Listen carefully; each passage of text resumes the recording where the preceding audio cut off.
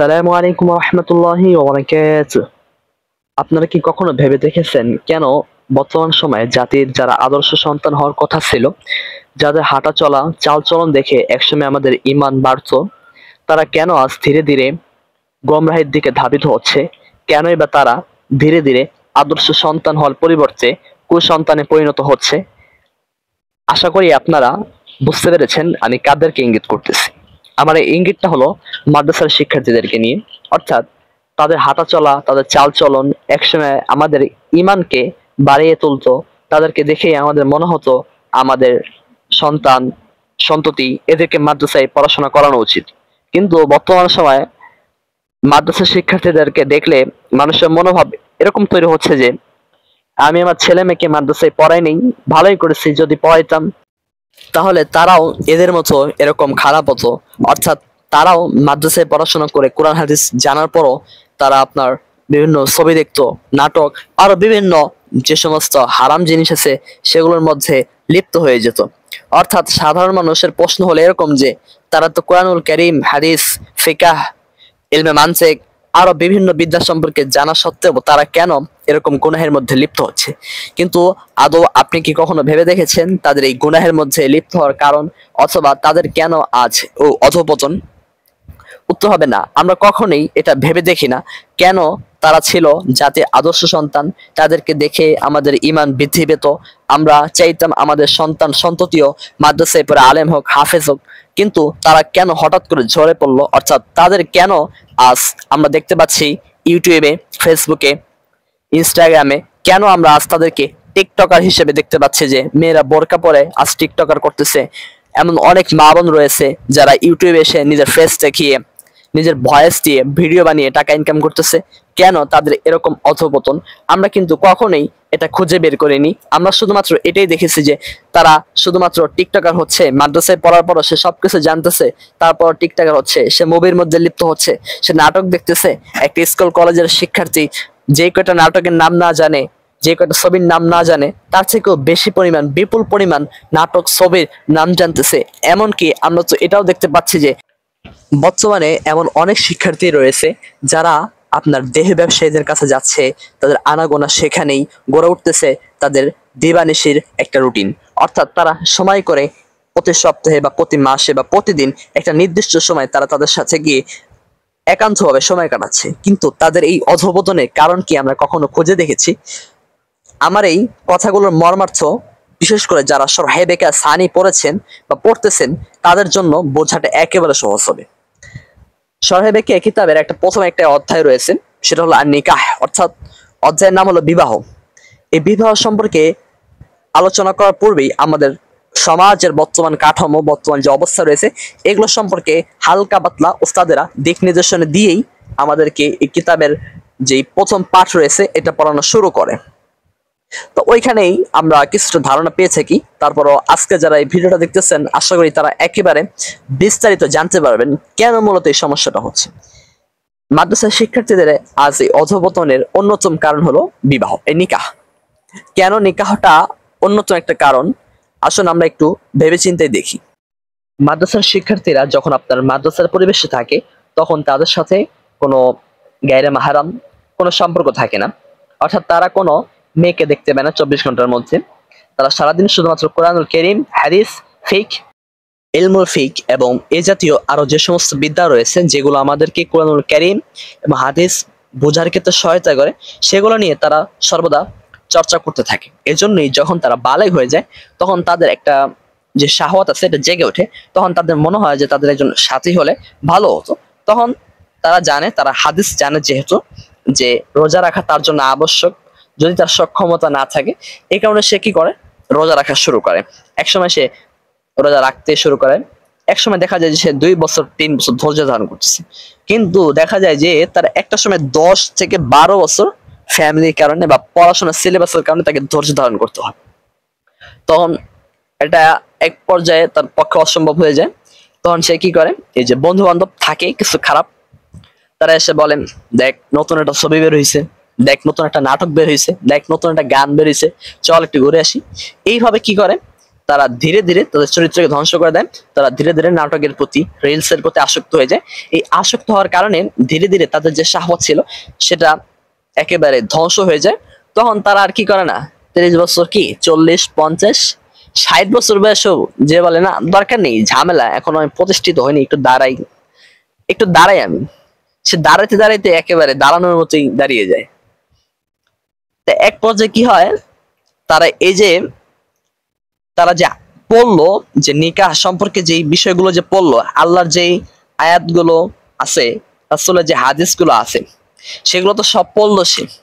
পড়ার পরে এখন যেহেতু তার আমল নেই, এখন যখন আবার সে ওস্তাদ হয় তখন সেগুলোর ভুল ব্যাখ্যা করে, বলে সবই তো ঠিক আছে মানলাম, তারপরে যদি তুমি একটু চেষ্টা না করো তাহলে এটা মানে তোমার সাথে আমি কিভাবে দেই আমার ছেলেকে বা আমার মেয়েকে, এইভাবে নিয়ে তারা বিস্তারিত মানে আপনার একটু ঘোরানো শুরু করে, একেবারে ঘুরাইতে ঘুরাইতে ঘুরাইতে মানে আল্লাহ যে কি বলছে, রাসূল যে কি বলছে এটা তারা ঠিক রাখে না, সম্পূর্ণ পেঁচিয়ে ফেলে। যেমন আল্লাহ রাসূল একটা হাদিস আছে যে আল্লাহ তাআলার পক্ষে 3 ব্যক্তিকে সাহায্য করা লাসিম হয়ে যায়। এক নম্বর হচ্ছে যে ব্যক্তি গুনাহ থেকে বাঁচার জন্য নিকাহের মধ্যে জড়াইতে চায়।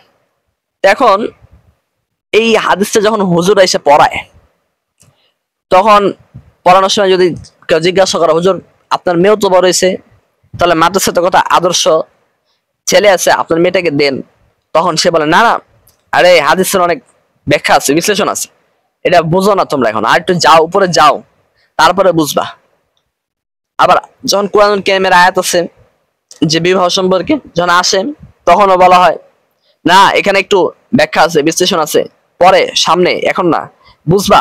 মানে এরকম বিভিন্ন কথা বলে তাদেরকে ছোটবেলা থেকে একটা উল্টাপাল্টা বুঝ দেয়। কেন এরকম বুঝ দিচ্ছে? কারণ ছোটবেলা থেকে সেও এরকম উল্টাপাল্টা বুঝ পেয়ে আসছে। দেখেন, আমরা যারা আলেম হচ্ছি, আমাদের জন্য তো একটা দায়িত্ব ছিল যে আমরা এই কাজটাকে সহজ করব, যাতে করে সাধারণ মানুষ আমাদেরকে দেখে এই কাজটাকে সহজ করে, নিকাহটাকে সহজ করে। কিন্তু আমাদের অবস্থা এরকম, বর্তমানে আমরা যারা আলেম আছি, হাফেজ আছি, তাদের ফ্যামিলির দিকে একটু তাকালে এই বিষয়টা একেবারে স্পষ্ট হয়ে যায়। তারা তাদের মেয়েদেরকে বিবাহ দেওয়ার সময় এই যে খেয়াল করে, ছেলে কি করে, কয়টা বাড়ি আছে, কয়টা হোটেল আছে, কয়টা রেস্টুরেন্ট আছে, এগুলো দেখে। হ্যাঁ, আমি যখন আপনার সরহেবেকে পড়ি, তখনই আমার উপরের জামাতে এক ছাত্রের সাথে কথা হয়। তো উনি বলতেছিলেন যে ভাই, আমি আমার বোনকে বিবাহ দিছি একটা কারখানার মালিকের সাথে। তখন আমার সাথে থাকা এক ছাত্র ভাই জিজ্ঞাসা করলো, ভাই আপনি তো জানেন সবকিছু বুঝেন, তাহলে আপনি কেন আপনার বোনকে লাস্ট পর্যন্ত সে টাকলার সাথে বিবাহ দিলেন? টাকলা, আপনি তো পারতেন মাদ্রাসার একটা ছেলের সাথে যারা মাওলানা কমপ্লিট করতেছে বা উপযুক্ত ভালো আখলাক সহিত ভালো, তাদের সাথে দিতে। তখন তিনি বলে উঠলো, আরে ঝোরু মিয়া, মাদ্রাসায় আর কয় টাকা বেতন পাই হুজুরে, এই দিয়ে আমার বোনরা কিভাবে পালবো? দেখেন, সে নিজে আলেম হইতেছে, আর কিন্তু নিজের বোনের বিবাহ দেওয়ার সময় কি খুঁজে, কয়টা কারখানার মালিক, কয়টা রেস্টুরেন্টের মালিক, কয়টা বাড়ি আছে, কয়টা গাড়ি আছে। কিন্তু সে এদিকে দেখতেছে না যে সে যে যার সাথে বিবাহ দিল, তার সেই বোনের হাজবেন্ড আপনার, সে নিজেই স্বীকার করছে যে সে কোরআন শরীফ পড়তে পারে না, এমন একজন অগামাগার সাথে যে নিজের বোনকে কি করছে, শুধুমাত্র সম্পত্তির কারণে বিবাহ দিয়ে দিচ্ছে। হ্যাঁ, এরকম আমরা আরো দেখতে পাই। দেখেন, বর্তমান সময়ে আমরা এটাকে এতটাই কঠিন করছি যে দেখবেন অনেক সময় আমাদের ওস্তাদদের ছেলেরা আসলে মনে হয় যে নাতি আসছে। যেমন আমি যে মাদ্রাসায় পড়তাম, ওই মাদ্রাসার একজন মুহাদ্দিস ছিলেন, তা উনি ওনার ছেলেকে নিয়ে আসছে, আমরা মনে করছি নাতি। আমরা তো অনেকেই কথা বলতেছি, হুজুর আপনার নাতিটা তো মাশাআল্লাহ ভালোই। হুজুর বলতেছে এটা আমার নাতি না, ছেলে।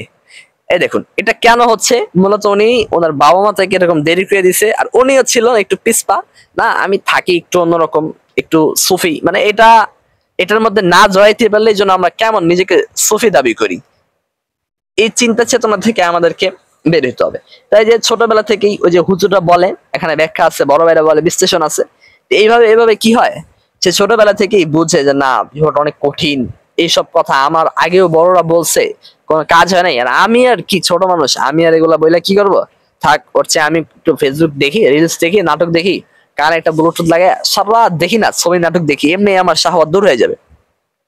তো সেগুলা দেখতে দেখতে দেখতে দেখতে এক সময় তার কি হয়ে যায়, সে এত নাটক ছবির নাম জানে যে একটা স্কুল কলেজ বা একটা সাধারণ মানুষ যে গুনাহের মধ্যে সর্বদা লিপ্ত থাকে, তার থেকেও দেখা যাবে যে মোটামুটি ডজন খানেক বেশি নাম জানবে। তার এই অবস্থাটা তৈরি কেন হচ্ছে? আশা করি এতক্ষণে আলোচনা থেকে কিঞ্চিত না হলেও কিছুটা হলেও ধারণা পেয়েছেন। এখন আবার দেখবেন মাদ্রাসা শিক্ষার্থীদের মধ্যে দুইটা ভাগ আছে, কেউ লাফায়, কেউ লাফাই না, মানে কি চাই না করছে, কেউ চায় না কে আর কেউ লাফায় কেন, একটু আমরা বিশ্লেষণ করি। আমার এরকম দেখা দুইজন পরিচিত ব্যক্তি আছে। একজন তাহাজ্জুদের মধ্যে সর্বদা লিপ্ত থাকে, সে ফরজ সালাত জামাতের সাথে আদায় করতেছে, একেবারে চুপচাপ, মাহরাম গায়রে মাহরাম সবকিছু মেনেই চলতেছে। আর আরেকজন আছে, সে জাতির সামনে ভালো, মানে মানুষজন তাকে ভালো বলে, এই জন্যই তাকে বিবাহের কথা বলা বলে না আমি এখনো প্রতিষ্ঠিত হয়নি একটু দাঁড়াই, এরকম করে। এরপর যখন সে নামাজের সময়টা শেষ হয় তখন সে চুপ করে নিজের রুমে চলে যায়। রুমে চলে যাওয়ার পরে সে মানে ওই মেয়েটা কি করে, আপনার ফোন দেখতেছে, সারাদিন রিলস দেখতেছে, বিভিন্ন ভিডিও দেখতেছে, শর্ট ভিডিও দেখতেছে, নাটক দেখতেছে, এবং নামাজের সময় আসলে কি করে, সুন্দর মতো ফোনটা লক করে এসে নামাজ পড়তেছে। এখন ও তো সারাদিন দেখতে আছে, ওর আর কি শাহওয়াত জাগবে, ওর আর কি মন চাইবে, ও তো 30 কেন 40-ও বলবে আমার লাগবে না। আর ওই যে ছেলেটা বা যে মেয়েটা আপনার সারাদিন আল্লাহ তাআলার বিধান যেভাবে বলছে আল্লাহ ওইভাবেই চলতেছে, তার তো জীবনে কোনো ফিলিংস নেই, তার তো বিবাহ লাগবে তাড়াতাড়ি। এখন ওই ছেলে বা মেয়ে যখন তাড়াতাড়ি এসে বলে, তখন হুজুররাও বলে, বাবা মাও বলে, এই যে মুরব্বী যারা আছে এরা তার বেশি পিন দেয় এরকম। হ্যাঁ, এত ছোট বয়সে এত লাফাও কেন, বয়স একটু বারুক না। নবী সাল্লাল্লাহু আলাইহি ওয়াসাল্লাম 25-এ বিবাহ করছেন, রাসূলের সুন্নাহ এটা 25-এ, তা তুমি মানো না কেন? তুমি তো হুজুর মানুষ, তোমার তো 25-এ করা আবশ্যক। এখানে একটা বিষয় খেয়াল করুন, যেখানে আল্লাহ রাব্বুল আলামিন এবং রাসূলুল্লাহ সাল্লাল্লাহু আলাইহি ওয়াসাল্লাম কেউ কোথাও এটার জন্য সময়কে নির্দিষ্ট করেনি, সেখানে আমরা কে মানে কত বড় পণ্ডিত হয়ে গেলাম যে আমরা এর জন্য সময় নির্ধারণ করতেছি। কারণ আপনি বলবেন রাসূল তো করছে, তা তুমি কেন মানবে না, তুমি কেন করবে না? দেখেন, রাসূল যা করছে সবকিছু সুন্নাহ নয়। রাসূল তো 14টা বিবাহ করছে, আপনি 14টা করেন। রাসূল তো দাওয়াত দিচ্ছে অনেক ভাবে, রাসূল তো অনেক দুর্ভিক্ষের মধ্যে ছিল, তা আপনি থাকেন এরকম দুর্ভিক্ষের মধ্যে। রাসূল তো আপনার ওই ঘাস খাইছে ক্ষুধার তাড়নায়, আপনি কি এখন বলবেন ক্ষুধা লাগলে ঘাস খাওয়া সুন্নাহ? বলবেন না তো। কেননা রাসূল যা করছে সবকিছু সুন্নাহ নয়। সুন্নাহ কাকে বলে এটার সঙ্গে ভালো করে জেনে নেবেন, তাহলে এরকম আর বিভ্রান্তির মধ্যে পড়বেন না। এখানে আল্লাহ তাআলা মুতলাক মানে সাধারণ রাখছেন, কারণ আল্লাহ তাআলা জানেন এটা এক একজন মানুষের তবিয়ত মানে স্বভাবের উপর সম্পূর্ণ নির্ভরশীল। কারো আগে দরকার, কারো পরে দরকার, কারো জীবনে দরকারই হবে না, বা কারো শেষ বয়সের আগ দিয়ে দরকার হবে, বা কারো একেবারে জীবনের শুরুতেই দরকার হবে। এটা এক একজনের তবিয়তের উপর নির্ভরশীল। কিন্তু আমরা কি করি, বলি 25-এর আগে নাম চলবে তো ঠ্যাং ভেঙে কাকে খাওয়াবো, এরকম আরো অনেক কিছু আমরা বলে থাকি। এটা বলার কারণে আপনার ঈমান চলে যাওয়ার সম্ভাবনা থাকতে পারে। এজন্যই আমাদেরকে এরকম কথা থেকে অবশ্যই ফিরতে হবে। আমরা আরো বলে থাকি অমুক এত ভদ্র ছেলে, তার তো বিবাহের কথাই মুখ থেকে আসে না, তা তুমি এত লাফাও কেন? তুমি তো তার 3-4 বছরের জুনিয়র, তুমি লাফাও কেন? ওই যে লাফাই কেন আমি আগেই বললাম, ওই যে ওই ছেলে আর ওই মেয়ের মতো। তা এখন দেখবেন যারা বলে মাদ্রাসায় পড়ার পরও দেখবেন অনেক শিক্ষার্থী আছে বলে না ভাই দরকার নেই, আমি একটু প্রতিষ্ঠিত হই। তারা মূলত আপনার এই লজ্জায় আসলে বিষয়টা বলতে পারে না, তারা মূলত এরকম গোপনে পাপের মধ্যে জড়িত, এই কারণে তারা বলে কি লাগবে না। আমি এগুলো কোনো মানে কিচ্ছা কাহিনী বলতেছি না, আমার দেখা ঘটনা বলতেছি। দেখেন, আমি যাদের সাথে পড়ছি তাদের অবস্থায় আমি একটু তুলে ধরি, নামটা আর প্রকাশ করতেছি না। তা একজন ছাত্র ছিল, সে অনেক ভালো ছাত্র। তা সে কি করতো, প্রতিদিন এসার আগে নামাজের আগে 30 মিনিট যে কথা বলতো ফোনে, আসলে আবার 30 মিনিট কথা বলতো। এরপর তার বাবা যখন তারে বলছে যে বাবা তুমি বিবাহ করো, তোমাকে বিবাহ করে দিই, সে রাজি না। তা আমরাও বললাম ভাই হারাম ছেড়ে হালালে যাও, আপনি রাজি হন না কেন? তো সে বলে ভাই এখন আর মন চায় না ভাই, আর ভালো লাগে না। এবার আরেকজনের কথা বলি, তার অবস্থা হলো এরকম, সে আপনার আল্লাহ তাআলার বিধান যথেষ্ট পরিমাণ মেনে চলার চেষ্টা করে। তার অবস্থা হলো এরকম, তাকে যদি এই মুহূর্তে একটু বিবাহ করাই দিত সে অনেক খুশি হতো, সে তার জন্য মন খুলে দোয়া করতো আল্লাহর কাছে। কিন্তু তার বিবাহ হইতেছে না, সে দিক দিয়ে লাভ হইতেছে, সে কান্নাকাটি করতেছে যায় না মাঝে, আর ওদিক দিয়ে সে দোয়া করতেছে আল্লাহর জন্য আমার বিবাহ না হয়। এই যে দুজনের মধ্যে যে একটা পার্থক্য, এই পার্থক্যটা কেন? কারণ সে তো প্রতিনিয়ত 1 ঘন্টা করে কথা বলতেছে মেয়ের সাথে, আর সে তো কথা বলতেছে না, সে তো ছবি দেখতেছে না, সে তো টিকটক দেখতেছে না, রিলস দেখতেছে না। এই জন্যই মূলত এই মানুষ দুইটার মধ্যে এত ব্যবধান। এখন আপনি বলতে পারেন আচ্ছা এই যে বিবাহটা তো মুখের কথা না, যে বললে দিয়ে দিলাম, খাওয়াবে কি, এই করবে কি, সেই করবে কি। দেখেন, ইসলাম অনেক সহজ ধর্ম। ইসলাম আমাদের জন্য বিষয়টাকে একেবারে সিম্পল, মানে সহজ করছে। এরকম হয় না, আপনার ছেলে একটা মেয়ের সাথে রিলেশনে জড়াইছে, তো এখন এই যে ছেলেটা যে মেয়ের সাথে কথা বলতেছে, ফোনে কথা বলতেছে না, তা আপনি আপনার ছেলে মেয়েকে এরকমই বিবাহ দিয়ে রাখেন না, শুধুমাত্র আগ্রহটা করে রাখেন। আপনার ছেলে এখন মেয়ের সাথে যে কথা বলতেছে এটা হারাম হচ্ছে, যখন আগ্রহের মাধ্যমে কথা বলবে তখন সেটা হালাল হবে। আপনার ছেলে পড়তেছে, আপনার মেয়ে পড়তেছে, রিলেশন যখন করতো তখন তো আপনি আপনার ছেলেকে খাওয়াইছেন, আপনি আপনার মেয়েকে খাওয়াইছেন, খাওয়াইছেন না? তাহলে বিবাহ নামক শব্দটা যুক্ত হওয়ার সাথে সাথে কেন এই মেয়েকে ছেলের ঘাড়েই তুলে দিতে হবে, বা ছেলেই কেন মেয়ের ঘাড়ে একেবারে লাজেম, মানে একেবারে চম্বকের মতো এটে যাবে কেন? আমরা যদি আমাদের চিন্তা চেতনাকে একটু পরিবর্তন করি তাহলেই তো সহজ। রিলেশনের আগে যেমন মেয়ে মেয়ের বাড়িতে থাকতেছে, মেয়ের বাবা মেয়েকে চালাইতেছে, ছেলের বাবা ছেলেকে চালাইতেছে, এরকমই চলুক না। তারা শুধুমাত্র এখন যে কথাটা বলতেছে কথাটা হালাল হোক, তারা বন্ধের সময় একটু দেখা সাক্ষাৎ করুক। আপনার যদি সমস্যা মনে হয় যে বাচ্চা হয়ে যাবে, তাহলে ভাই ঠিক আছে, রাত্রি যাপন করতে দিন না, কথা বলতে দিন অন্তত। এটাও তো যুক্তি কি বলে, যুক্তি তো আপনার এটাই বলে যে ঠিক আছে, বিবাহের আগে যেরকম কথাবার্তা বলতো এখন শুধুমাত্র আগ্দ মানে বিবাহ শব্দটা যুক্ত হয়ে তারা কথা বলবে, এটা তো কোনো সমস্যা নেই। এখন আপনি বলবেন এটা তো ভাই মুখে বলা যায়, সম্ভব না ভাই, সম্ভব করলেই সম্ভব।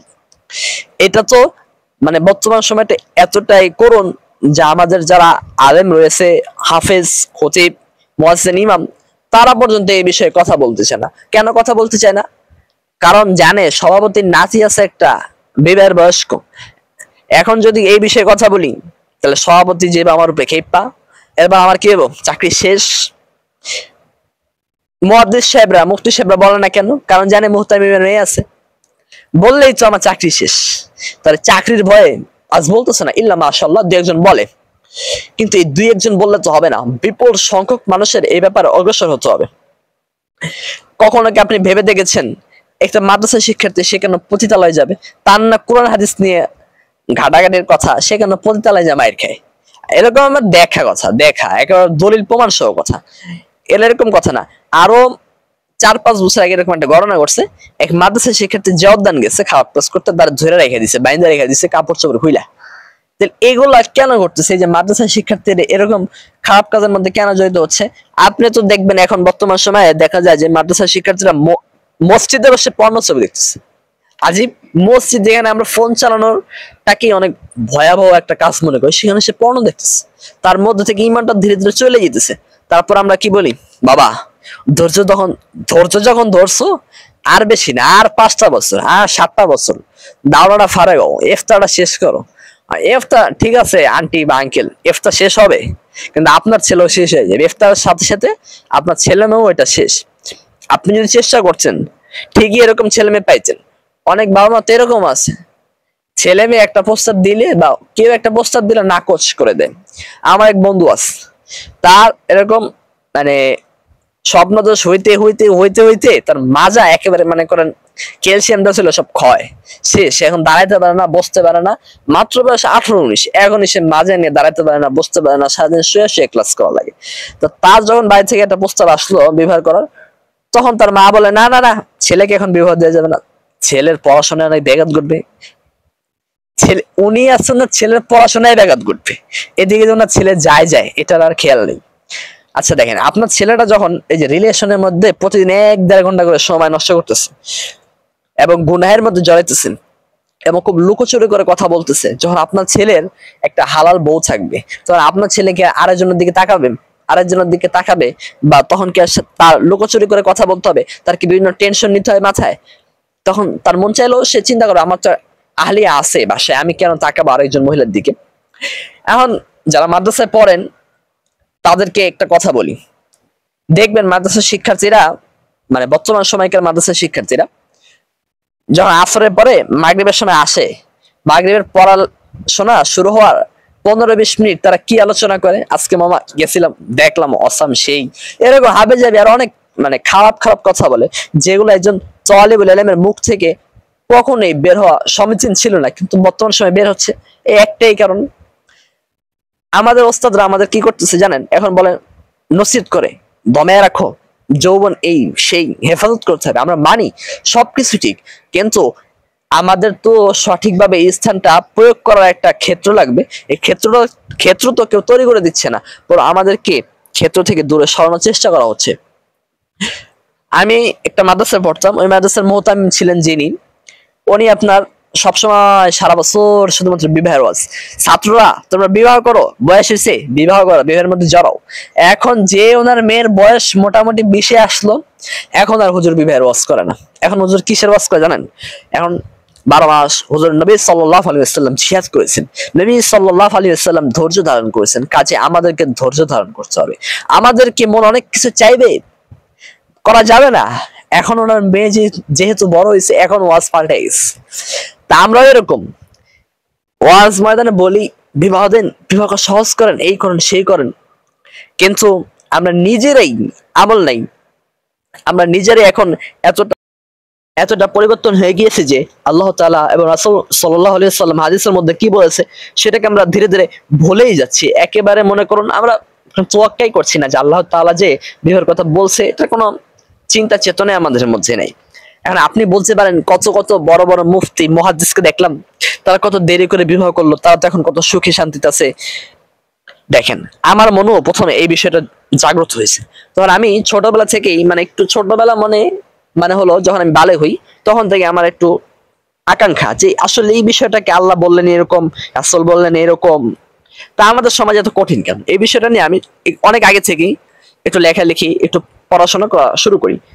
আমার এই বিষয়টা নিয়ে অনেক মুফতি সাহেবদের সাথে কথা হয়, তা আমি সরাসরি অনেক মুফতি সাহেবকে জিজ্ঞাসাও করছি, এমনকি আমার ওস্তাদেরকে আমি জিজ্ঞাসা করছি। তা এখন অনেক মুফতি সাহেবকে জিজ্ঞাসা করছি, তাদের বক্তব্য হলো এরকম যে দেখো, তুমি যে মনে করতেছো যে তারা দুধের দোয়া তুলসী পাতা, না, তোমার কি মনে হয় একটা ছেলে 15 বছর বয়সে বালেগ হয়েছে, সে 25 বছর 26 বছর বয়সে বিবাহ করতেছে, এতদিন কি সে নিষ্পাপ না?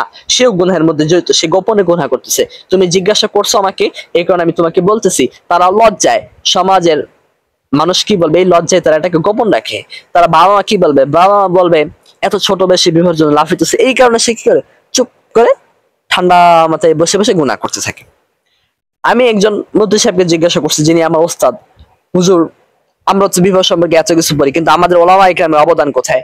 আমরা তো পারতাম এটাকে সহজ করতে, আমরা তো এই সম্পর্কে জানি, আমরাই তো আমাদের ছেলে মেয়েদেরকে তাড়াতাড়ি বিবাহের মধ্যে আবদ্ধ করতে পারতাম, কিন্তু আমরা তো করছি না। তখন হুজুর চুপ ছিলেন, হুজুর কিছু বলতে পারতেছিলেন না, কারণ এটা তো সত্য কথা, আমরা এটা সম্পর্কে জানি, আমরা এটাকে সহজ করবো, কিন্তু আমরা এটার মধ্যে মানে ওই রকম পদক্ষেপ নিচ্ছি না।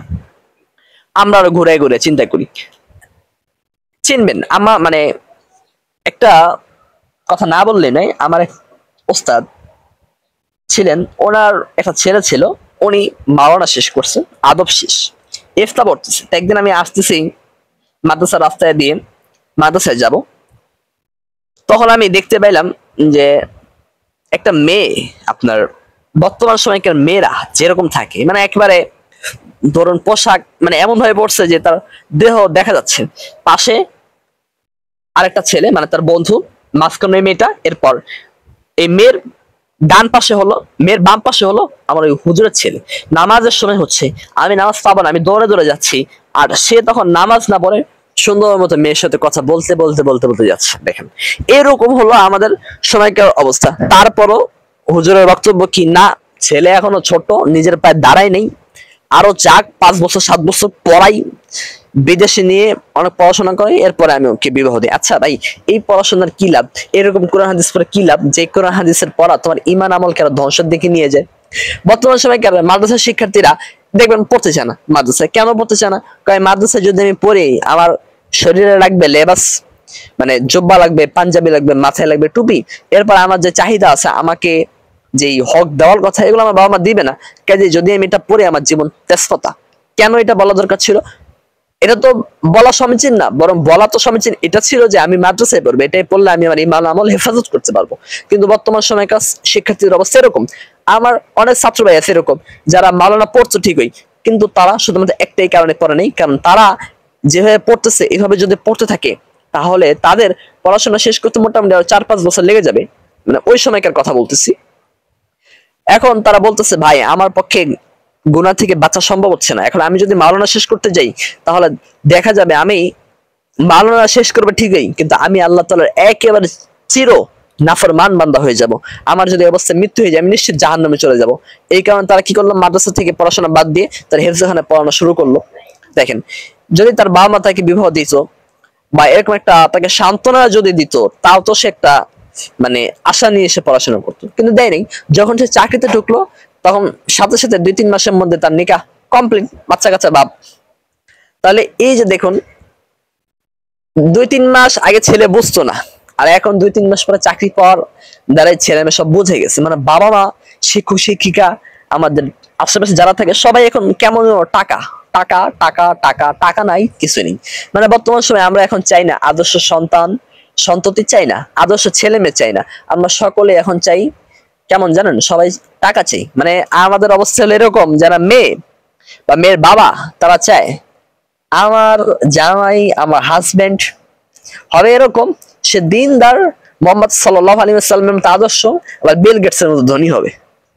আবার যারা ছেলে তারা চায় এরকম, আমার আহলিয়া যিনি হবে, আমার ওয়াইফ যিনি হবে, তিনি হবেন নায়িকাদের মতো সুন্দর, নায়িকাদের মতো ফ্যাশন করে কথা বলবে। আবার তার চরিত্র হবে কার মতো, হযরত আয়েশা সিদ্দিকা রাদিয়াল্লাহু তাআলা আনহার মতো, হযরত ফাতেমা রাদিয়াল্লাহু তাআলা আনহার মতো। মানে আমরা এমন হয়ে গেছি, চাই একটা, আবার মানে একভাবে চাই, আবার যেটা ওইটার সাথে মিলে না এরকম জিনিসও চাই। যেমন যে নারীর চরিত্র আপনার মা আয়েশা সিদ্দিকা রাদিয়াল্লাহু তাআলা আনহার মতো হবে, সে নারী কখনোই আপনার নায়িকার মতো হইতে পারবে না। মানে নায়িকার মতো ফ্যাশন বুঝবে না সে। আমরা যেটা সম্ভব না এবং যেটা সম্ভব, এই দুইটাকে একসাথে মেশানোর চেষ্টা করতেছি। এই জন্যই বর্তমান সময় এত ফিতনা। এখন দেখবেন অনেক সময় হুজুররা নসিহত করে, যুবতী বোনেরা তোমাদেরকে বলছি তোমরা টাকলাকে গ্রহণ করবে না, টাকলাকে বিবাহ করবে না। ভাই আমার প্রশ্ন হলো এখানে, যে ছেলে যুবক, ওই ছেলেই তো টাকা পয়সা ইনকাম করতে করতে টাকলা হয়ে গেছে। যুবক বয়সে তো তারা কেউ দেয় নাই, মেয়ে তো দেয় নাই। এই কারণে তো সে আজ টাকলা হয়ে গেছে। অর্থাৎ তার এখন সে আর যুবক বয়সের শক্তি নেই, এখন তার আছে কি টাকা। এই কারণে সে এখন টাকা দেখিয়ে বয়স 35, সে যে বিবাহ করতেছে 12 বছরের মেয়ে। কেন? আর বাবা মাও দিচ্ছে। কিন্তু ওই যে 17 বছর একটা ছেলে ছিল তার সাথে দিল না, 18 বছর একটা ছেলে ছিল তার সাথে দিল না। এখন সে কি, বাবা মা দেখছে টাকা, 35 বছর টাকলার সাথে দিয়ে দিছে মেরে। কেন আপনি বলেন, একটা যে লোকের বয়স 35 আর যে মেয়ের বয়স 12, এই দুইজনের কি কখনো আপনার চিন্তা চেতনার দিক থেকে মিল হবে? মিল হবে না। সংসারে লাগবে ঝামেলা। তারপর বাবা মা বুঝতেছে, জানতেছে, তারপর দিতেছে। আরো যদি শুনে স্বামী মানে মেয়ের জামাই বিদেশ থাকে, তাহলে তো এক পায়ে দাঁড়া, সমস্যা নেই, নিয়ে যাও বাবা, নিয়ে যাও। এদিকে মেয়ের যে একটা হক আছে, সে হক যে স্বামী আদায় করতে পারবে না বিদেশে থাকার কারণে, 6 মাস 1 বছর, কোন কোন স্বামী তো 10 বছরও আসে না, তা হক যে আদায় করতে পারবে না, এটা জেনে শুনো তারপর দিচ্ছে। কেন? টাকা, শুধুমাত্র টাকা। এই যে সে যে তার স্ত্রীর হক আদায় করতে পারলো না, এই কারণে যদি সে জেনায় লিপ্ত হয়, এই দায়ভার কে নিবে? এই দায়ভার তো অবশ্যই বাবা মাকে নিতে হবে। কেননা বাবা মার অধীনে ছিল মেয়ে, সে কেন তার মেয়েকে সবকিছু জেনে শুনে এভাবে বিবাহ দিল? আরো অবাক হবেন, আমার একটা খুবই পরিচিত একটা ঘটনা, আমি নামটা বলতেছি না, এক ছেলে এবং এক মেয়ে, দুইজনে আপনার জেনা মানে আপনার একজন আরেকজনকে স্পর্শ করে ফেলেছে। একজন আরেকজনের সাথে মানে আপনার খুব খারাপ আচরণ করছে, মানে অতি করে নেই, এটা বাদে একটু মানে যে আচরণটা ইসলামকে সমর্থন করে না এরকম আচরণ করছে সে। এটা দুই পক্ষের বাবা মা জানছে, জানার পরেও তারা কি করলো না, তাদেরকে বিবাহ দিল না। এখন মেয়ের মা প্রতিদিন বা প্রায় প্রায় ছেলের মাকে বলে, তুমি তো শোনো, আরে আসলে আমার মেয়ের তো এরকম অনেক প্রস্তাব আসতেছে, কিন্তু মেয়ে তো রাজি হচ্ছে না বিবাহের জন্য।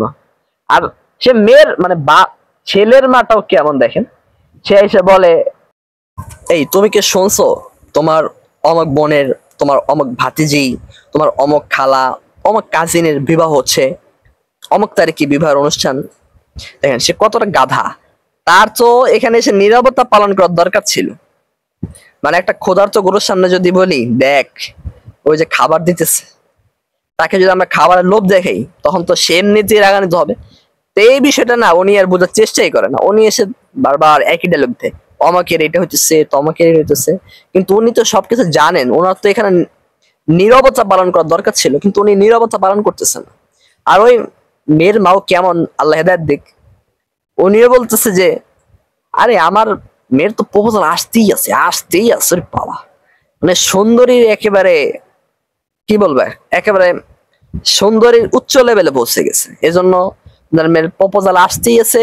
আর মেয়েও একেবারে আল্লামা, মানে কি বলার, একেবারে সুফি হয়ে গেছে, যে রুমে যে দেখতেছে ওই ছেলের সাথে তার এরকম হয়েও গেল, জেনা হয়ে গেল, তারপরও সবকিছু বাবা মা জানলো, জানার পরও এখন তারা পরস্পরের সাথে খুশির সাথে কথাবার্তা বলতেছে, ধীরে ধীরে তারা উৎসাহ করতেছে। মানে তাদের একটা ধারণাই নেই। আমরা আমরা তো চাইলেই পারতাম এটাকে মিলিয়ে দিতে, এটাকে একেবারে ধ্বংস করে দিতে, মাঝখানে কোনো মানে ধামাচাপা দিয়ে দিতে, কিন্তু আমরা এটা কোনো ভ্রক্ষেপে নেই। আমরা এটা টুকটাক হবেই, এই বিষয়ে একটু একটু হয় এরকম মনে করে এটা আমরা ছেড়ে দিচ্ছি, কিন্তু আদৌ এটা ছেড়ে দেওয়ার মতো জিনিস নয়। আর আপনি বলতে পারেন স্কুল কলেজে যারা পড়ে, তোমার বড় বোন, তোমার বড় ভাই, তোমার থেকে 10 বছরের বড়, 7 বছরের বড়, তারা তো কখনো এত লাফালাফি করে না, তুমি এত লাফালাফি করো কেন? আসুন উত্তরটা জেনে নিন। উত্তরটা হলো এরকম, যে ছেলে বা যে মেয়ে যারা আপনার কওমি ব্যাকগ্রাউন্ডের না বা ইসলামিক ব্যাকগ্রাউন্ডের না, তারা কি করে, মোটামুটি প্রতিদিন ফোন চালাইতেছে।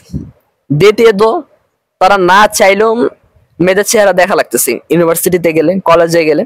কিন্তু যারা কওমি ব্যাকগ্রাউন্ডে পড়ে তারা কি চাইলেও দেখতে পারতেছে, শুধুমাত্র আসরের সময় বাদে পারতেছে না। কেননা তাদের এরিয়াটা এরকম যে এখানে কোনো গায়রে মাহরাম আসতে পারবে না, কোনো মেয়ে আসতে পারবে না, এদের ফোন চালানো সম্পূর্ণ নিষেধ। তাহলে এই যে একটা ছেলে যে এরকম বা একটা মেয়ে যে এরকম গোল একটা বৃত্তের মধ্যে যে রয়ে গেল, আর ওই যে ছেলে মেয়ে যাদের সাথে তুলনা দেওয়া হচ্ছে তারা তো একটা খোলা পরিবেশে আছে, তারা মন চাইলে সবকিছু করতে পারতেছে। কিন্তু যারাই যে কওমি ব্যাকগ্রাউন্ডের বা ইসলামিক ব্যাকগ্রাউন্ডের বা আলিয়া ব্যাকগ্রাউন্ডের, মানে যেগুলো ভালো আলিয়া সেগুলোর ব্যাকগ্রাউন্ডের, তারা কিন্তু তাদের এই যে শাহওয়াত এটাকে তারা দমন করতে পারছে না, বরং ধীরে ধীরে তাদের এটা বাড়তেই আছে। এই কারণে তারা তাড়াতাড়ি বলে, কারণ তাদের তো যে সমস্ত ফিলিংস এগুলো তো সব জমতেছে, খরচ হচ্ছে না। আর ওই যে যারা আপনার অন্য ব্যাকগ্রাউন্ডের, তারা তো প্রতিদিন যাইতে আছে, দেখতে আছে, কথা বলতেছে, হাই হ্যালো, এরপরে আপনার ফোন দেখতে আছে। তারা তো 40 কেন 50ও, আমি এরকম থাকলে তো 50ও বলতাম না, 50 কেন 70ও বলতাম না। কেন এটা বলতাম না? কারণ আমি তো ফোন দেখতেই আছি, নাটক দেখতেই আছি, ছবি দেখতে আছি, আমার আবার লাগবে কেন? হ্যাঁ দেখবেন, এজন্যই দেখবেন বর্তমান সময়ে, এক সময় আমরা শুনতাম হুজুররা ফালায়, আর এখন শুনি হুজুররা ফালায় না। হুজুরদের বাবা মা আরো গোতাগতি করে, বাবা তুই বিয়ে কর, কিন্তু সে রাজি না। ওই যে আমি আগেই বলেছিলাম যে আমাদের শিক্ষা সচিবের ছেলে, যিনি আপনার মাস্টার্স কমপ্লিট করতেছে, তো ওনাকে বলা হইলো বাবা তুমি বিবাহ করো, না না এখন আর বিবাহ টিবাহ করবো না, এখন আমি প্রতিষ্ঠিত হইনি, চাকরি বাকরি করবো আরো 10 বছর পরে। ওনার বয়স 25, এখন বলে আরো 10 বছর পরে। ওনার বাবা তো মাথায় হাত, কেন বাবা? না আসলে এখন একটু বর্তমান সময়কার অবস্থা বুঝে, এখন উনি তো আমাদের ছাত্র ভাই ছিলেন, আমরা জিজ্ঞাসা করতেছিলাম যে ভাই আসলে সমস্যাটা কি, তখন উনি আমাদেরকে খুলে বললেন যেগুলো আমরা ভিডিওতেই বলেছিলাম, যে মোটামুটি এরকম এরকম সমস্যার কারণে এখন উনি রাজি না। তো এক সময় আমরা যেটা শুনতাম এটা ধীরে ধীরে দুর্বল হয়ে যাচ্ছে। ওনার বাবা জানে না উনি মাদ্রাসায় ফোন চালায়, কিন্তু উনি মাদ্রাসায় আরো কয়েক বছর আগে থেকে ফোন চালাইতেছে, রিলস দেখতেছে ফেসবুকে, মোটামুটি প্রতিদিনই স্ক্রল করতেছে বিভিন্ন ভিডিও ছবি, ইউটিউব দেখতেছে। বিশেষ করে বৃহস্পতিবার আসলে তো আপনারা জানেনই মাদ্রাসার হালত কি হয়, যারা মাদ্রাসায় পড়েন বা পড়ছেন বা পড়তেছেন তারা তো জানেনই কি একটা হালত হয় বৃহস্পতিবার আসলে। যারা অনাবাসিক আবাসিক উভয়ের একটা হালত তৈরি হয়ে যায় ওই সময়। তারা যে মোটামুটি ওই সময় ওই দিন যে কতটুকু আল্লাহ ওলি থেকে আল্লাহ ভালো জানে, তা ওই দিনকার অবস্থা তো আপনারা মোটামুটি জানেন। তো এরকম যদি একটা ছেলে দেখে, প্রতিদিন দেখে বা প্রত্যেক সপ্তাহে দেখে, তাহলে কি তার আর মন চাইবে? চাইবে কার? যে ছেলে নিজেকে দমায় রাখছে। কিন্তু এইভাবে মানে কত বছর ভাই দমানো সম্ভব? আপনি একটা চিন্তা করেন, বর্তমান সময় একটা গড় বয়স হলো 22, একটা ছাত্রের আপনার মাওলানা শেষ করছে একেবারে সর্বনিম্ন 22 বছর লাগে। কমি মাদ্রাসায় বললে বেশিরভাগ শিক্ষার্থীর কি করা লাগে? আদব পড়া লাগে। 1 বছর আদব 23, এফতে 1 বছর 24। এখন চাকরি বাকরি গুছতে আরো 6 মাস 24.5। এবার চাকরি বাকরি নিয়া মোটামুটি টাকা পয়সা জোগাড় করতে আরো 1 বছর 25.5। এরপর মেয়ে খুঁজতে খুঁজতে আরো 6 মাস 26। আপনি বলেন ওই ছেলে যা দরকারি ছিল কত বছরে? 15 অথবা 17 বা 16 বছর বেশি। এই 10 বছর আপনার কি মনে হয় সে কি মোটামুটি একেবারে আল্লাহর অলি কামেল কুতুব হিসেবে থাকবে? না, থাকবে না। সে দেখবেন কয় ঘাটা জল খেয়ে আসছে আল্লাহ ভালো জানে। তো এই সমস্ত কারণেই বর্তমান সময়ে দেখবেন কিছু কিছু শিক্ষার্থী ফালায়, কিছু কিছু শিক্ষার্থী ফালায় না। যারা ফালায় না তাদের মধ্যে ম্যাক্সিমামের কারণ এটাই। আর কিছু মানুষ থাকবে যারা মূলত আল্লাহর প্রিয় বান্দা, তাদের না ফালানোর কারণ হলো আল্লাহ তাআলা তাদেরকে একটু অন্যভাবে বানাইছেন, তাদের বিবাহের প্রয়োজনটা হয় না, এই কারণে তারা ফালায় না। আর যারা ফালায় তাদের কারণটা তো বিস্তারিত বললামই। আর আমাদের ওই যে হুজুররা যেখানে এটাকে সহজ করবে তারা খালি ওয়াজ ময়দানেই ঠিক আছে করে দাও, করে ফেলো, এইটা পর্যন্ত সীমাবদ্ধ। যখন দর্শে আসে তখন তারা একই কথা বলে, কিন্তু যখন তার মেয়ের ক্ষেত্রে বা তার ছেলের ক্ষেত্রে হয় তখন সে দেয় না। যেমন ধরেন আমার একজন পরিচিত আছে, উনি আমার একজন পরিচিত ব্যক্তি আর আরেকজন পরিচিতকে বোঝায়, আপনি আপনার ছেলেটাকে বিবাহ দেন, কিন্তু ওনার ছেলের বয়স 17 বছর, উনি ওনার ছেলেকে দেখে না। উনি আরেকজনের ছেলেকে যা বলে আপনি আপনার ছেলেটার বিবাহ দেন না কেন, বয়স হয়ে যেতেছে তো। এখন ওনার ছেলে যখন বলে হযরত আপনি আপনার ছেলেকে বিবাহ দিলেও তো পারেন, না না আমার ছেলে ছোট, কিন্তু দুজনে এক ক্লাসে পড়েন, বয়সের মধ্যে মাত্র ডিফারেন্স 2 বছরের। তো এরকম ভাবে যদি আমরা ওয়াজ করি নসিহত করি তাহলে এগুলো কি মানুষ শুনবে? এগুলো কি মানুষ আমল করবে? আমরা নিজেদেরটাই ঠিক করি না, আবার আরেকজনের টানাটানি। আমরা নিজেরাই তো পারলাম না, আমাদের বোন, আমাদের কাজিন, আমাদের যে সমস্ত খালা ফুফু আছে এদেরকেই তো আমরা ঠিক করতে পারলাম না, এদেরকে তো আমরা তাড়াতাড়ির মধ্যে আনতে পারলাম না। তাহলে আমরা আবার কিভাবে যে ওয়াজ নসিহত করি? আর আচ্ছা ঠিক আছে আপনি ওয়াজ নসিহত করেন, আমলের মধ্যে আনার চেষ্টা করুন। আপনি আমলে আনতেছেন না, মাহফিলের ময়দানে একটা, এবারে দর্শে একটা, এবারে নিজের ব্যক্তিগত জীবনে আরেকটা। এটা তো সম্পূর্ণ মুনাফিকের আলামত। সে উপরে উপরে এক, ভিতরে ভিতরে আরেকটা। এরকম করলে জাতি কিভাবে হেদায়েত পাবে? সাধারণ মানুষের প্রশ্ন হলো এরকম, দেখেন আপনার ওলামায়ে কেরাম আপনারা এটাকে সহজ করবেন, আপনাদেরকে দেখে দেখে আমরা উৎসাহ হব, মানে উৎসাহ পাবো।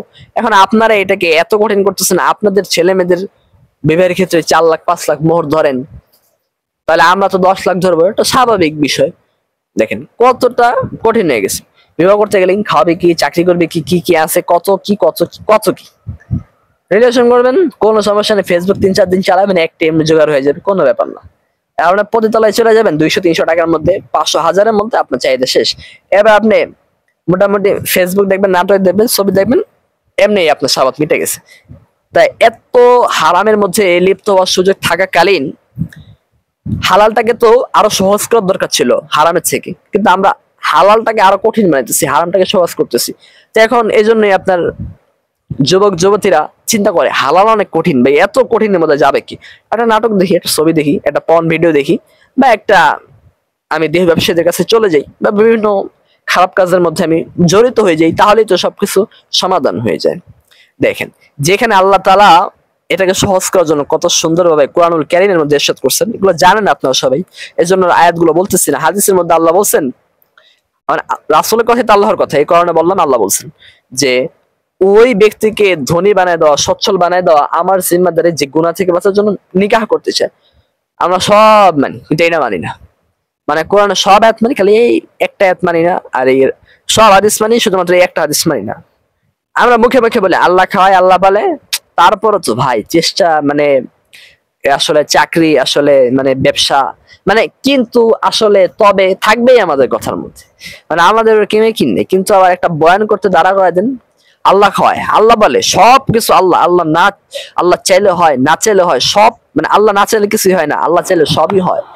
আল্লাহ পারবেন, আল্লাহ সব কিছু করতে পারেন, সব কিছু জানেন। আল্লাহ তাআলা আমাদেরকে সচ্ছলতা দান করবেন।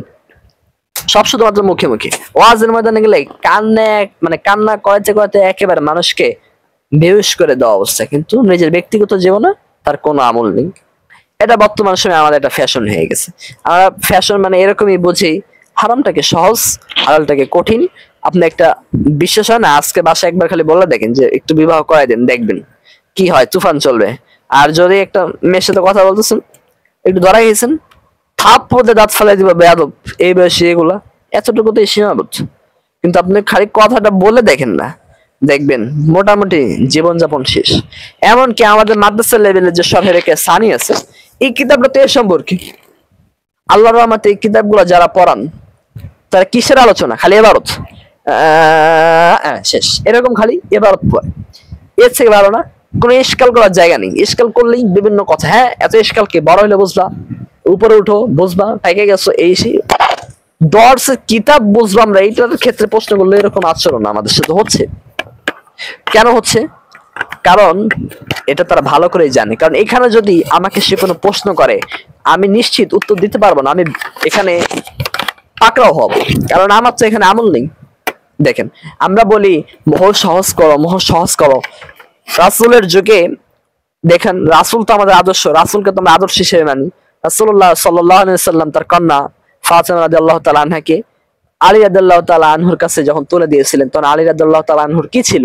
তিনি তো তার শ্বশুরের জিনিসপত্রের মাধ্যমেই সংসার শুরু করেছিলেন, শুধুমাত্র সামান্য মোহর দেওয়ার মতো একটা লৌহবর্ম ছিল।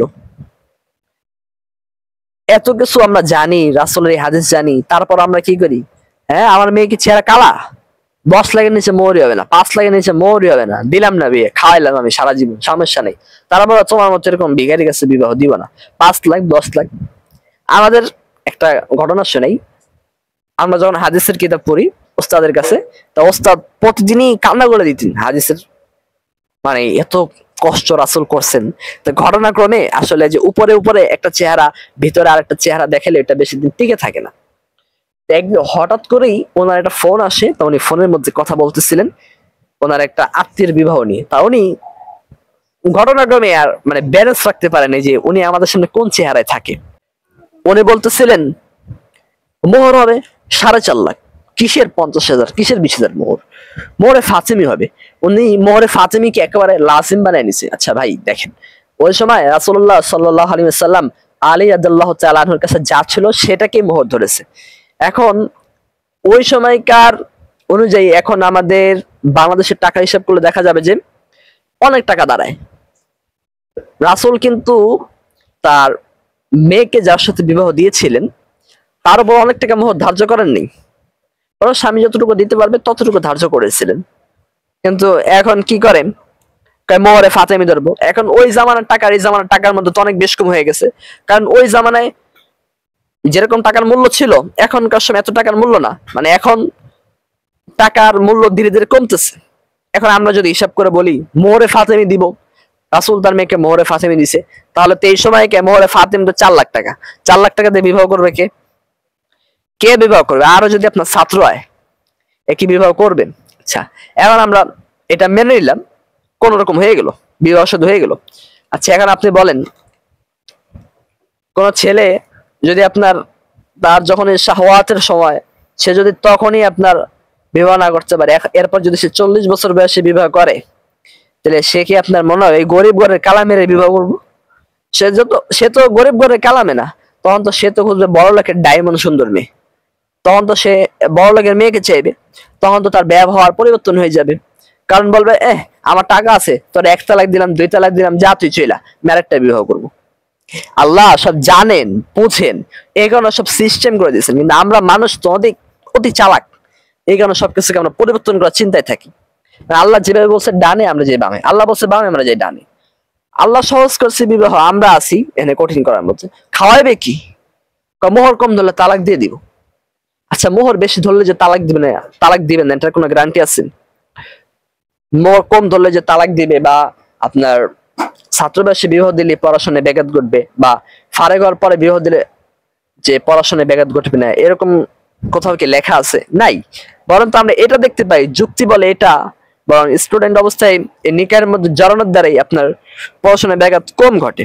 হ্যাঁ, 2-1 জন থাকবেই যাদের পড়াশোনায় ব্যাঘাত ঘটবে, সেটা ব্যতিক্রম। কেননা আপনার ফতোয়া বা যে কোনো বিষয়ে ধর্তব্য হয় অধিকাংশের উপর, স্বল্প মানুষের উপর ভিত্তি করে এটা ধর্তব্য হয় না। এত কিছু জানা সত্ত্বেও, বোঝা সত্ত্বেও আমরা এগুলোর মধ্যে সবসময় পিছপা হই, আমরা দিতেই চাই না আমাদের ছেলে মেয়েদেরকে।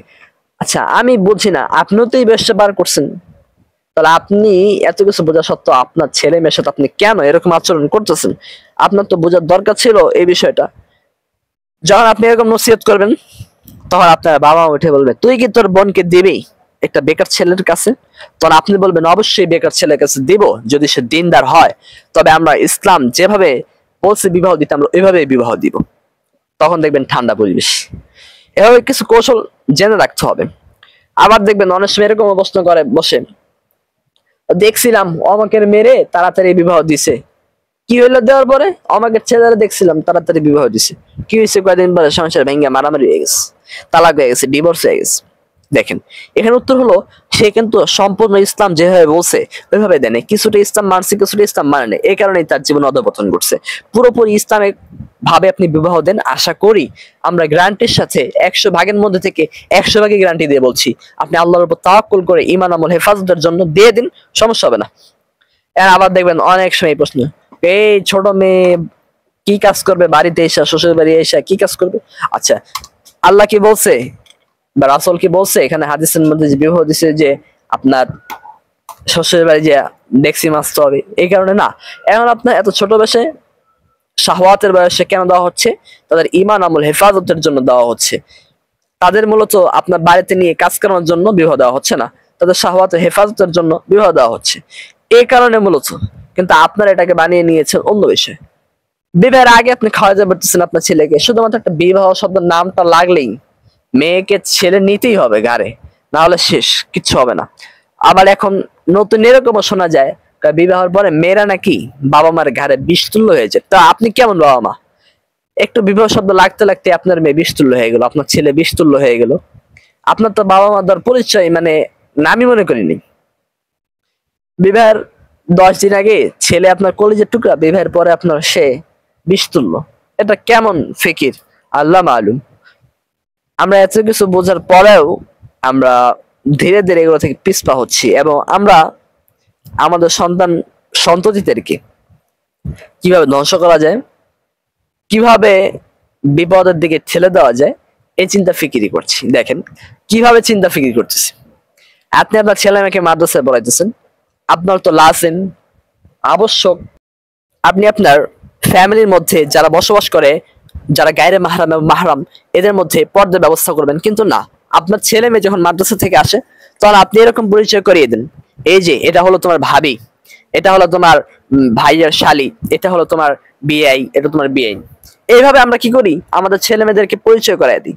মানে কি হলো জানেন, একটা ক্ষুধার্ত গরুর সামনে আপনার কিছু ঘাস রাখা হইলো, এরপর যখন সে ক্ষুধার্ত গরুটা সে ঘাসের দিকে আকৃষ্ট হইলো, টান দিবে দিবে, তখন এসে আপনি কি করলেন, হে তুই না মালিকানা গরু, তুই এবারে খাইতে গেলি গে, সর সর সর সর, আমরা দূরে সরে দিই।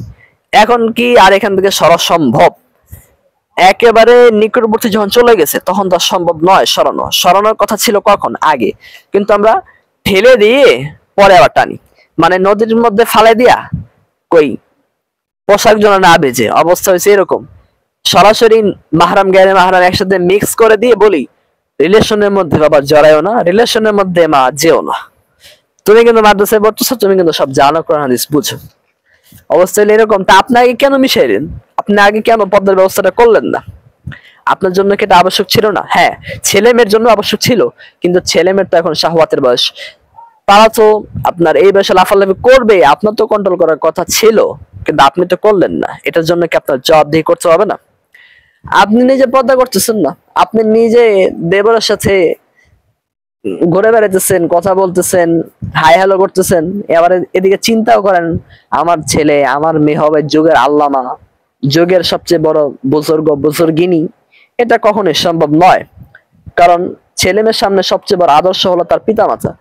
সে তার পিতামাতাকে যেভাবে দেখবে সেভাবে সে গড়ে উঠবে। এখন সে পিতামাতাকে দেখতেছে, সে পর্দা তোয়াক্কা করে না, সে নামাজের তোয়াক্কা করে না, এখন তো তার নামাজ কাজা হবে, তার তো জীবনে উল্টাপাল্টা কিছু আসবেই। অনেক সময় দেখবেন এরকম প্রশ্ন হয়, আমরা দেখতে পাই, ছেলে মেয়ে যখন তাইসির মিজান নাহাবিমের পড়ে, তখন আপনার তাদের আমল আখলাক নামাজ তাহাজ্জুদ সব ঠিক, তাফসীর অনুষ্ঠানে যাওয়া ঠিক, বিভিন্ন মাশওয়ারার মধ্যে দিনই কাজকর্মে তারা শরিক, কিন্তু ধীরে ধীরে ধীরে ধীরে যখন উপরে চলে যায়, উপরে জামাত উঠতে থাকে, তখন তাদের কিসের নফল মুস্তাদ, ফরজই ঠিক নেই, নামাজ ঠিক নেই, রোজা রাখে না, হজ ফরজ হলে হজ করে না, পর্দার তোয়াক্কা করে না, ছবি দেখতেছে, নাটক দেখতেছে। কেন? একটাই কারণ, ওই যে ছোটবেলা থেকে ধাক্কা ধাক্কা ধাক্কা ধাক্কা খাইতে খাইতে এখন তার এই অবস্থাটা তৈরি হয়েছে। আরো তো অনেক আফসোসের বিষয়, এত কিছু আমরা জেনে শোনাও আমরা সতর্ক হই না। ছেলে মেয়ে জেনার মধ্যে লিপ্ত হয়ে গেলেও আমরা এটাকে কোনো বিষয়ই মনে করি না। আমরা মনে করি এটা আসলে এই বয়সে টুকটাক একটু হয়, এটা কোনো বিষয় না। যা করছে বাবা, মানে যা করছো ছেলে মেয়ে, এটা আসলে তাদের একটা বয়স ছিল তাই তারা করে ফেলেছে। যাই হোক, এখন থেকে আর তোমরা এগুলো করবে না। কিন্তু নিয়ম ছিল তাদের মধ্যে বিবাহের সম্পর্ক গড়ে তোলা, কিন্তু আমরা কি করতেছি? করি না। আমরা টুকটাক একটু একটু হলে হবে, সমস্যা নেই। আমরা জানি ছেলে ওই ঘরে, মানে পাশের রুম থেকে কথা বলতেছে ফোনে, বাবা এটা বুঝতেছে, মা বুঝতেছে, তারপরে বাবা হাসে, ছেলে রিলেশন করতেছে। হা, কি একটা আজীব রিলেশনের মধ্যে জড়াই গেল। যাই হোক, ঠিক আছে বাবা, যাকে বিবাহ শাদী করো সাদা দেখে আনতে হবে। আমার ফ্যামিলির, মানে আমার বংশেরই একজন কথা, উনি ওনার ছেলেকে নসিহত করতেছিলেন এরকম যে, দেখো বাবা, বিবাহ শাদী যাই করো তাই করো, এমন একটা পুত্রবধূ এনো যেন মানুষের সামনে আমার মান ইজ্জত থাকে, একটু দেখতে সুন্দর, ওই কালা পাঠি এরকম এনো না। এই যদি একটা মার নসিহত হয়, তাহলে ওই ঘর থেকে কিভাবে আমরা আশা করতে পারি যে সে হবে খাজা মঈনুদ্দিন চিশতি, ওমর ফারুক রাদিয়াল্লাহু তাআলা আনহুর আদর্শে আদর্শবান একজন যুবক। সে কিভাবে ওসমান হবে, সে কিভাবে আবু বকর হবে, সে মা নসিহত করে এরকম, বাবা নসিহত করে, দেখতে হবে না এটা আমার ছেলে, আমার ছেলে। ছোটবেলায় আমি কত এরকম করছি, কত মেয়ের সাথে এরকম করছি, গর্ব করতেছে, আল্লাহ জেনা করছে আবার গর্ব করতেছে।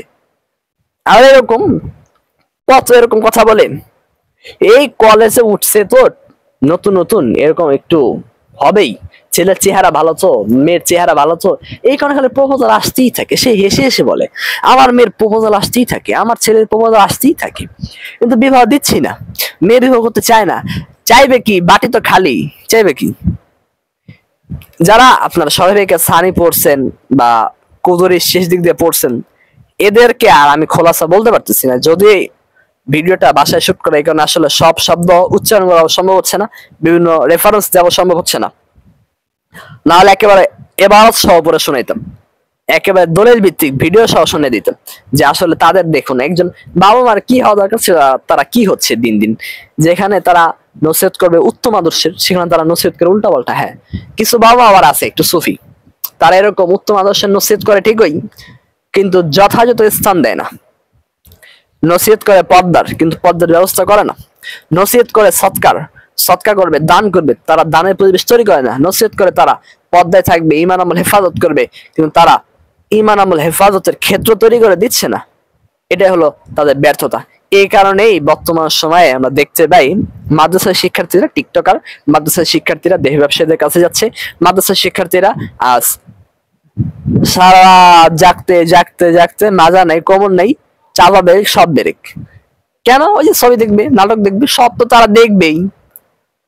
এখন ধীরে ধীরে রাত জাগতে জাগতে ধীরে ধীরে টেনশনে টেনশনে শেষ। আমার নিজের চোখে দেখা, আমাদের যখন আমি মাওলানা পড়তেছি, তখন আমি শহরে বেকায়া পড়ি যখন, তখন আমার থেকে মোটামুটি 4-5 বছর জুনিয়র হবে এক ছেলে, ও মাদ্রাসায় পড়তেছে, হাফেজ। ও দেখি ঈদের দিন চামড়া কালেকশনের সময় দেখি এক মেয়েকে টিজিং করতেছে। এটা কি কখনো ভাবা যায় একটা মাদ্রাসা শিক্ষার্থী মেয়েকে টিজিং করবে? তা মানুষ দেখে দূর থেকে তাড়া দিচ্ছে, আয় হায় হুজুরদেরও কি দিন আসলো এই টিজিং এ লিপ্ত। দেখছেন কেন তৈরি হচ্ছে এরকম? কারণ তার বাবা মার কাছে এখন সে খুকি, খোকা, সে কিছুই বুঝে না। অথচ আমরা যার মাসাব মানি, তিনি তার ইতিহাসটা একটু ঘেটে দেখেন, উনি ওনার ছেলে মেয়েকে কখন আগদের জন্য প্রস্তুত করেছিলেন। মানে এখানে নিকাহ উদ্দেশ্য আমার, তারা কখন তার ছেলে মেয়েকে নিকাহের জন্য তৈরি করেছিলেন। আমরা যাদেরকে আদর্শ হিসেবে মানি, তারা কখন তৈরি করেছিলেন। আপনারা একেবারে হাত পায়ে ধরে বলি, কখনো কমই ব্যাকগ্রাউন্ড, ইসলামিক ব্যাকগ্রাউন্ডের ছেলে মেয়েদেরকে আপনারা কখনো জেনারেলের ছেলে মেয়েদের সাথে তুলনা করবেন না, কারণ তাদের লেবাস, তাদের পোশাক আশাক, তাদের চাল চলন, তাদের পরিবেশ সম্পূর্ণ ভিন্ন, অর্থাৎ উভয়ের পরিবেশ সম্পূর্ণ ব্যতিক্রম। আগুন পানিকে কখনো একত্রিত করা যায় না, তদ্রূপ এই দুই ব্যাকগ্রাউন্ডের ছেলে মেয়েদেরকে কখনো একসাথে একত্রিত করা যাবে না। একটা ছেলে যে ইসলামিক ব্যাকগ্রাউন্ডের নয়, সে চাইলেই রাস্তায় দাঁড়িয়ে একটা সিগারেট খেতে পারবে, সে চাইলেই একটা মেয়েকে নিয়ে ঘুরতে পারবে, সে চাইলেই যে কোনো জায়গায় সবাদে মেলামেশা করতে পারবে। কিন্তু একজন ইসলামিক ব্যাকগ্রাউন্ডের ছেলে কি পারবে? সে কি রাস্তায় দাঁড়িয়ে সিগারেট খেতে পারবে? সে চাইলেও মানুষটাকে বাধা দিবে, তার ক্ষেত্রে বিভিন্ন প্রতিবন্ধকতা তৈরি হবে। এগুলো তো আপনার বুঝতে হবে না, আপনি এগুলা বুঝবেন না, আবার ছেলে মেয়েকে মাদ্রাসায় পড়াবেন আবার জান্নাতের আশা করবেন, এটা একটা ভুল ধারণা। এই ধারণার মধ্যে নিমজ্জিত হওয়া উচিত না। এই কারণে আমি বলে থাকি, কাউকে সরাসরি বলি না আপনি আপনার ছেলে মেয়েকে মাদ্রাসায় পড়ান, আগে বলি আপনি আপনার ছেলে মেয়ের হক আদায় করতে পারবেন কিনা। যদি পারেন তাহলে মাদ্রাসায় দিন। মাদ্রাসায় দেওয়ার পরে যদি আপনি হক আদায় না করেন, ওই ছেলে মেয়ে আপনাকে নিয়মিত অভিশাপ দিবে, নিয়মিত অভিশাপ দিবে, বলবে আমাকে কেন পড়াইলে এই পরিবেশে।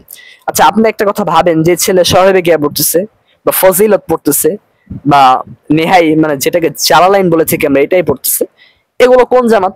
Honours third year, fourth year. যদি একটা ছেলে স্কুলে পড়তো অনার্স থার্ড ইয়ার ফোর্থ ইয়ারে যদি পড়তো, এই ছেলের গার্লফ্রেন্ড থাকতো কয়টা? 3-4টা থাকতোই। কিন্তু যে মাদ্রাসায় পড়তেছে তা হচ্ছে কয়টা? 0। এত কিছু বোঝার পরেও আমরা দেখেও দেখি না, শুনেও শুনি না। অবস্থা এরকম, যাই বলো ভাই, এক কান দিয়ে ঢুকবে আর এক কান দিয়ে বের হবে। আপনি এখন বলবেন তো দেওয়া তুমি একটা মেয়ে নেই, দেখি বিবাহ পড়াই দিই, এত যে আপনি বলতেছেন, আপনি খুঁজেন না, খুঁজতে তো পাবেন। এই চিন্তা চেতনা কি শুধুমাত্র পৃথিবীর বুকে আপনি লালন করেন? আপনার মতো কি পৃথিবীর বুকে আর কেউ নেই?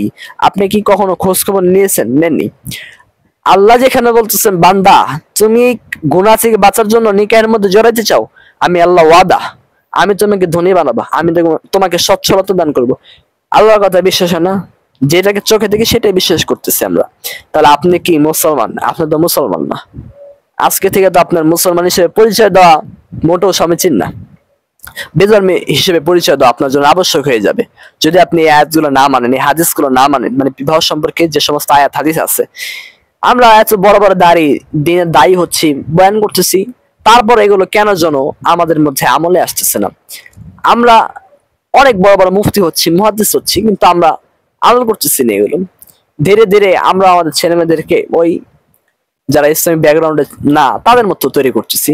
তারাও ছবি দেখতেছে, এরাও ছবি দেখতেছে, তারাও ডজন খানিক ছবির নাম জানে, এরাও ডজন খানিক ছবির নাম জানে, তারাও মেয়েকে প্রিজিং করতেছে, এরাও মেয়েকে প্রিজিং করতেছে, এরাও বেপর্দায় করতেছে, এরাও বেপর্দায় করতেছে।